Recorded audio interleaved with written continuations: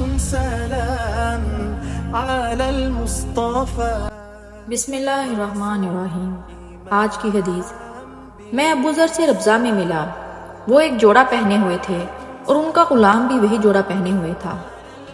میں نے اس کا سبب دریافت کیا تو کہنے لگے کہ میں نے ایک شخص یعنی غلام کو برا بھلا کہا تھا اور اس کی ماں کی غیرت دلائی تھی، تو رسول اللہ صلی اللہ علیہ وآلہ وسلم نے یہ معلوم کر کے مجھ سے دریافت کیا، اے ابو ذر، تو نے اسے ماں کے نام سے غیرت دلائی ہے، بے شک تجھ میں ابھی بھی زمانہ جاہلیت کا اثر باقی ہے۔